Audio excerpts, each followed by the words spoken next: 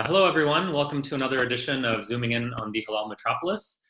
I am Razi Jaffrey, and here with me today we have Abraham Aiyash. Abraham is a Hamtramck resident, an activist, and a politician. So we're just checking in with members in our community to see how they're doing, how their families are doing, how they're surviving the virus, and what's keeping them busy these days. So, Salam alaikum. Welcome, Abraham. Hey, alaikum salam. Good How to are have you you. You doing? can call me Ibrahim. Ibrahim. Okay, great. Keep Um, so, it, keep it, keep it, keep it halal. Yeah. Okay, keep it halal. Ibrahim, just tell us how are you doing and how's your family doing? Yeah. I'm doing all right. I was uh, one of the early folks that thought I was exposed to COVID because I went to New York shortly after the Michigan primaries, actually, and had to cut my trip short because things in New York started rapidly changing. So I decided it made sense to come home. Realized that one of my friends had been exposed to COVID, and I was with them for better part of a full day. So I actually called one of my friends who goes to Western. I said, "Hey, I know classes are over. Can I stay at your apartment to quarantine away from my family because I have a brother who's a part of the vulnerable population?" So I was there for about 3 weeks. Itching to come home. Not much to do in Kalamazoo if you're used to the hustle and bustle of Metro Detroit. So I kind of came back about a week ago, and I've been trying to stay active in the community. It's tough when everyone's confined to their homes, but doing as best as we can. Thank you. So you're back in Hamtramck now. Yeah. Okay. Yep. Great. Yeah. Welcome back.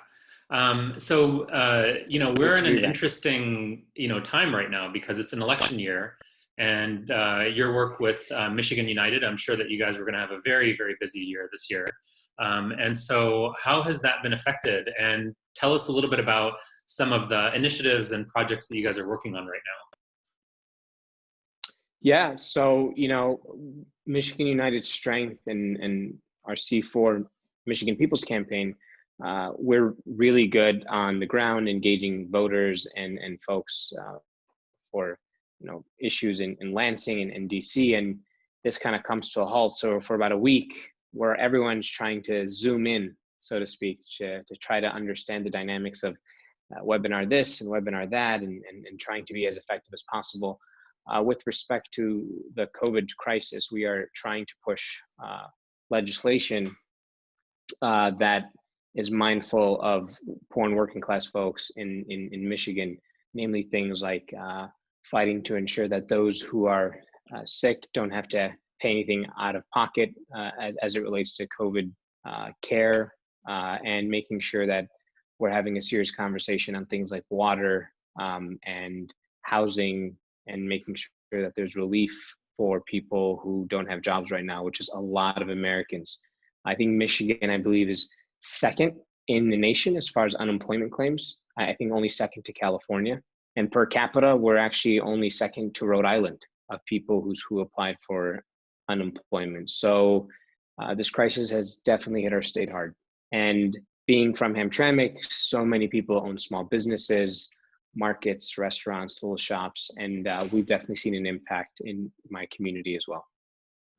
So yeah, let's talk a little bit about Hamtramck then. You're a Hamtramck resident, I'm a Hamtramck resident, and we're obviously seeing the effects, pretty clearly. I've been going on walks, and I see all the stores that are closed down, and the restaurants and the businesses that are being hit really hard. And we've had a number of people in our community that we've lost, as well, including our state rep, Isaac Robinson. I didn't know him well. I know that you were close to him, and you'd worked with him. And can you just share, some thoughts on his legacy and what he meant for the community and what the loss means for the community? Yeah. So, Isaac is the person that threw me into politics. Shortly after getting involved with the Obama campaign, he was the person who took me under his wing and showed me the ways of politics in Detroit, and inspired me to kind of stay engaged, and really showed me what I call a politics of radical love. Isaac for him, if you were human, you were enough. And for a man as big as he was in character and in size and in voice, he had a unique gift to really see people who were overlooked, and hear the folks who were voiceless. And his ability to go into communities and make people feel welcomed and embraced was just beautiful. And he definitely did that in Hamtramck, zigging and zagging through the Yemeni community, the Bangla community, and the African American community, and the Polish community. He found a way to really show that string of human compassion that, if we all lived up to, would make this world so much better. And we lost the people's champion, and it's going to be very tough to even find anyone to fill his shoes, figuratively and literally. I mean, he was a size 14, but we will miss him. Prayers go out to his sisters, his mom, Rosemary, and Roger, who's his father. So. Yeah, he's definitely leaving tough stuff, man. Yeah, he's definitely leaving some big shoes to fill, and there's definitely a bit of a vacuum in terms of leadership, and so hopefully, someone will step up and fill those shoes.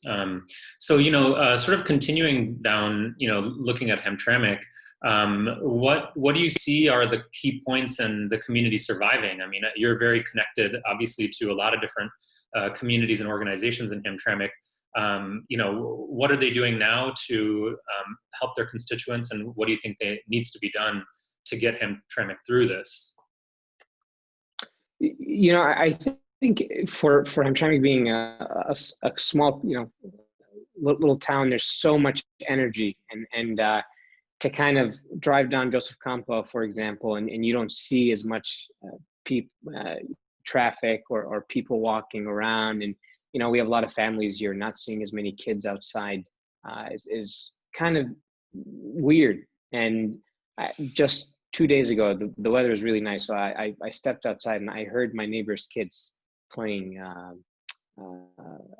tag, and they were kind of hearing the laughter on that. It felt very, very nice to just remember that, wow, this is what makes Hamtramck so great, is the intimacy, so to speak, because of how compact we are as a community. But it's tough.